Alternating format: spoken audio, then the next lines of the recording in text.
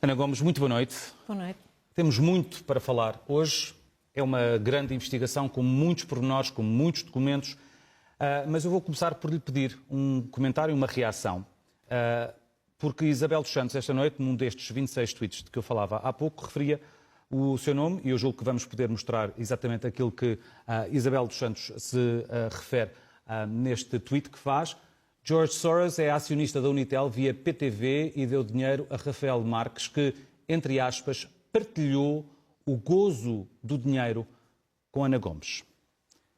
Quer reagir?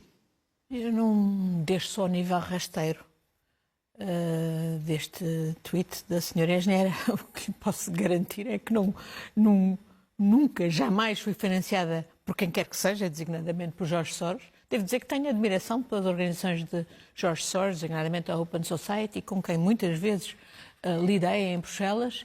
E se isso tem algum fundamento em que, por exemplo, George Soros tenha patrocinado o trabalho de Rafael Marques, que não sei se tem qualquer fundamento, mas acharia muito bem, porque acho que jornalistas de qualidade, de investigação, defensores de direitos humanos, que trabalharam nas condições terríveis em que Rafael Marques trabalhou durante o regime do pai da senhora Dona Isabel dos Santos, merecem ser apoiados por aqueles filantropos que apoiam a democracia e os direitos humanos. É uma acusação grave não à sua pessoa. Não é uma acusação que é falsa, completamente destituída de fundamento, e se a senhora Isabel dos Santos não estiver presa, entretanto, eu terei muito gosto em acionar um processo contra ela pelo que ali diz. Mas não é surpresa para mim, sabe? Quando eu, em 2015, fui a Angola, quando tinham sido presos o Luati Beirão e os outros revus, amigos disseram-me que gente do regime estava a espalhar o rumor de que eu tinha uma ligação familiar, até por interposta pessoa, com Rafael Marques, que teria um andar no Quilamba-Quiache, que é um bairro sinistro dos arredores de Luanda, feito pelos chineses. E eu fui confrontada com perguntas desse género. E evidentemente que desmenti completamente e não dei qualquer crédito a isso, e enfim, como não dou naturalmente hoje. Mas mostra o nível rasteiro a que esta gente chega. E o que está em causa, bom, hoje os portugueses estão a ver, a senhora a mentir descaradamente, não é? Naquela a dizer que não tem nada a ver com a tal empresa Matter Business Solutions, que é uma das empresas de fachada que ela tem para desviar dinheiro, neste caso da Sonangol, mas o que está em causa são muito mais do que os tais 115 milhões de dólares desviados da Sonangol já no fim do seu mandato na Sonangol. São cerca de 2 mil milhões de dólares em que está avaliada a sua fortuna e em que, evidentemente, eu penso que não é só ela é também, é uma empresa familiar e não é só com o marido. Ou seja, está a dizer também que é com o próprio pai. Claro, isso é óbvio. Ela teve todo o respaldo do pai, porque no fundo estava a trabalhar para o próprio pai.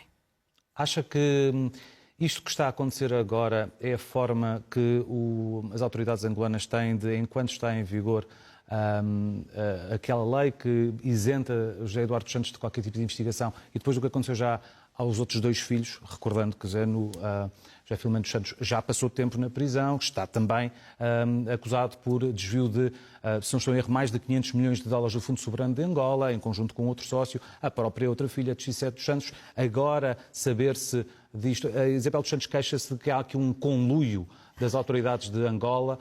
Poderá haver um conluio das autoridades de Angola para, enquanto não se chega a José Eduardo dos Santos, chegar aos filhos? Não, a questão é evidente que as autoridades de Angola têm que ir a outros principais expoentes da cleptocracia que roubou o país, que desviou recursos do Estado angolano, que deviam estar a beneficiar o povo angolano, que vive na miséria, para uns quantos nababas viverem nesta opulência. E, sem dúvida, que Isabel dos Santos é um desses expoentes, até porque, como digo, eu estou convencida que ela era a pessoa de confiança do pai e, portanto, tratava mais do que acumular a sua própria fortuna à conta das benesses do pai. É natural, portanto, que as autoridades angolanas comecem por aí. Aliás, há outros casos de outras pessoas já e certamente terão que ir a outros elementos da cleptocracia angolana, não necessariamente relacionada com a família, mas que, no fundo, roubaram à conta da família, não é? A senhora Dona Isabel dos Santos queixa-se de ser vítima de perseguição política, queixa-se das instituições judiciárias estarem ao serviço de uma cabala política contra ela. Nunca ninguém a viu, por exemplo, queixar-se da fraqueza das instituições judiciais, quando, por exemplo, tantos angolanos foram presos, maltratados, os revus, etc. Isto, obviamente, é uma desculpa para encobrir porque, no fundo, a narrativa que foi alimentada por ela pagou, designadamente, a consultores da comunicação social, aqui em Portugal, toda a gente sabe, é a LPM, Luís Paixão Martins, que até, segundo as últimas informações que eu tive, até terá sido trabalhar exclusivamente para ela, para criar essa narrativa da grande empresária. Mas, na verdade, ela não era grande empresária, ela beneficiava das benesses do pai e desviava recursos de Angola para os investir, quer aqui em Portugal, quer noutros países. Pelos vistos, o império está espalhado a vários pontos do mundo. Há um mapa no site do Expresso. E, portanto, agora descobre-se a fonte destes 700 mil documentos que os jornalistas estão há meses a analisar, não são as autoridades angolanas. Eu sei que muitos destes jornalistas foram a Angola no início de dezembro, exatamente para pedir ajuda às autoridades angolanas para terem acesso a mais elementos em que precisavam de confirmar aquilo que sabiam. A fonte é outra. E a seu tempo saberemos qual é a fonte. É um conjunto de documentos massivo que foi analisado pelos jornalistas e neste momento só estamos a tratar, portanto está a ser só apenas documentada este caso dos 115 milhões desviados da Sonangol, mas há muitos outros casos. Mas esses 115 milhões, deixe-me só voltar então à reportagem, sendo que eu daqui a pouco há outros temas, mas vamos ver se conseguimos chegar a todos, mas esses 115 milhões foram feitos com transferências várias, na ordem dos 38 milhões, depois de 15 milhões, de 4,3, enfim, vários valores, e alguns desses valores foram feitos essas transferências foram feitas através de uma entidade chamada Eurobic. Exatamente. O Por banco isso é que eu sabia o que é que estava a do escrever. BIC, liderado pelo ex-ministro Teixeira dos Santos, presidido pelo ex-ministro Teixeira dos Santos e regulado pelo governador do Banco de Portugal, Carlos Costa. Não regulado, infelizmente. Ou então, que é ainda pior, há a regulação vê e finge que não vê e que deixa andar. E eu lamento, mas penso que é exatamente esta a segunda hipótese. E é isso que me deixa, de facto, eu hoje não estou propriamente satisfeita ao ouvir o grande impacto destas divulgações a nível mundial.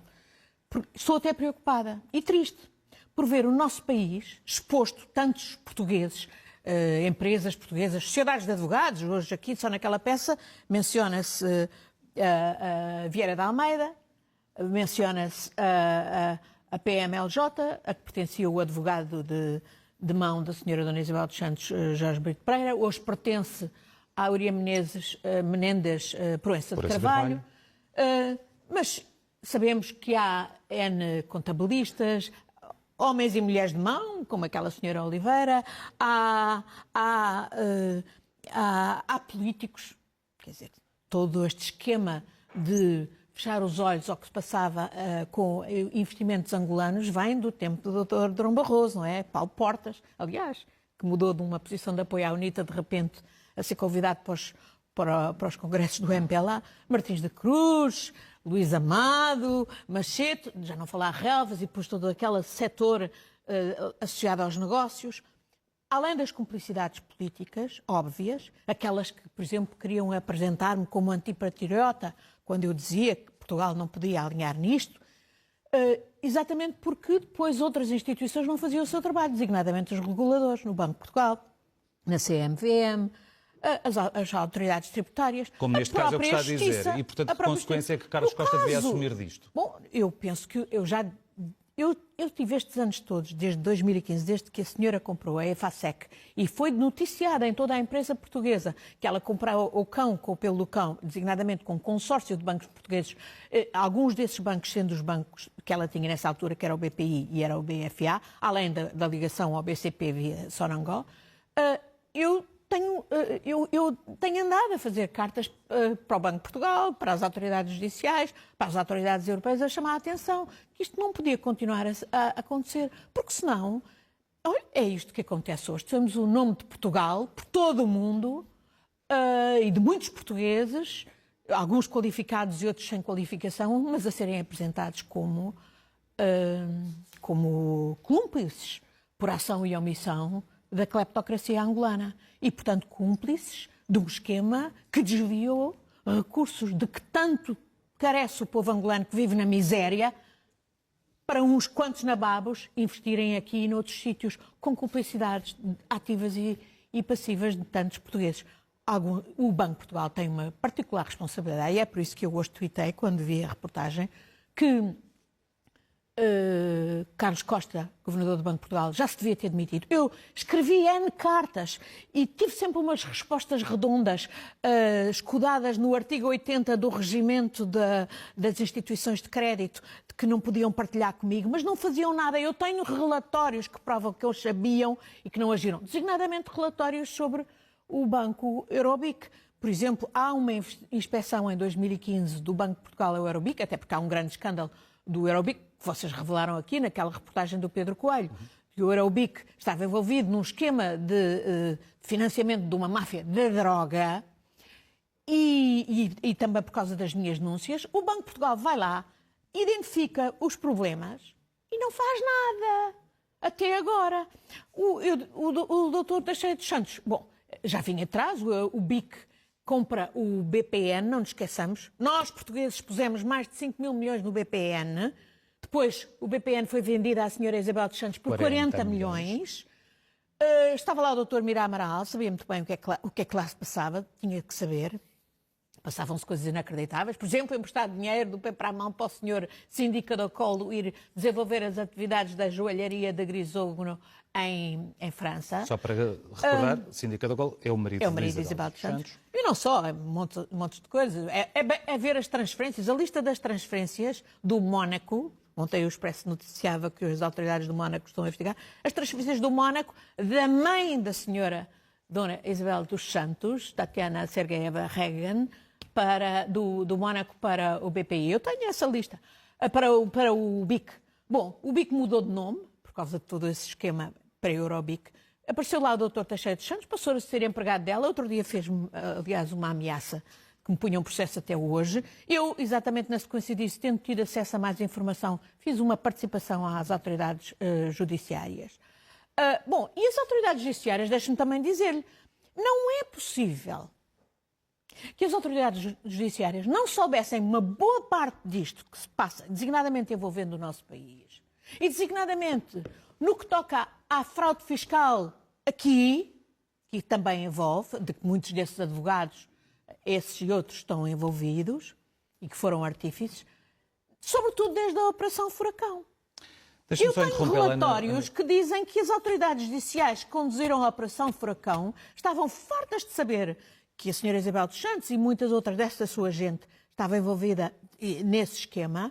Na Operação Furacão há um esquema muito estranho em que os que pagaram os impostos nem foram incomodados mais e não é possível que as autoridades judiciais não soubessem. Porquê é que não agiram? Porquê é que mais cedo não se pôde travar este esquema de cumplicidade com a cleptocracia contra o povo angolano? Desculpe interrompê-la, mas Isabel dos Santos está a ver-nos neste momento. E eu vou citar um tweet que ela acaba de fazer. Eu diria que é o 27º ou 28º. Ana Gomes admite que o investimento na EFASEC feito por Isabel dos Santos foi financiamento dos bancos comerciais portugueses e não foi erário público angolano. E não só. Obrigada, Ana Gomes, por esclarecer e finalmente admitires a verdade. Não foi só. Eu não sei porque é que ela me trata por tu, mas enfim, não tenho problema nenhum. Eu conhecia quando ela era miúda, tinha 17 ou 18 anos e estava a estudar em Londres, aliás, na mesma escola da minha filha, e vinha pedir vistos de urgência à Embaixada Portuguesa onde eu trabalhava. E não tenho nada pessoal contra ela, acho-a bonita, esperta e educada. O problema é que é também uma tremenda ladra do seu próprio povo. O caso da EFASEC é um dos que eu justamente peço às autoridades portuguesas nessa minha comunicação, que é de 12 de novembro, que investiguem, porque além dos 160 milhões que vêm do tal consórcio de bancos portugueses em manifesto conflito de interesses, há cerca de 40 milhões que vêm da empresa pública de eletricidade angolana, ainda para uma empresa dela na Madeira, na Zona Franca da Madeira, a Niara Holdings. A Zona Franca da Madeira é o outro antro instrumental do esquema de lavagem da senhora Dona Isabel dos Santos e toda a sua clique. A Niara Holdings. Depois é estranho, isto é, ela ao mesmo tempo que obtém esse dinheiro vindo da Ende para a Niara Holdings e depois é suposta esse dinheiro servir para comprar a Winterfell, que é uma empresa em Malta, uma das empresas em Malta pela qual ela controla a participação na EFASEC. A verdade é que ela pede um empréstimo adicional e esse é possivelmente um outro esquema de lavagem, e é exatamente por isso que eu peço às autoridades portuguesas que investiguem, mandei documentos e também referi isso no processo que ela, entretanto, pôs contra mim no Tribunal Civil de Sintra e que eu ganhei, porque justamente eu não posso substituir as autoridades portuguesas, não tenho capacidade nem competência para investigar, mas quando tenho elementos que acho que merecem uma investigação, eu sujeito-os e entrego-os às autoridades portuguesas para o efeito. Exatamente. Esse foi um dos casos, está por esclarecer.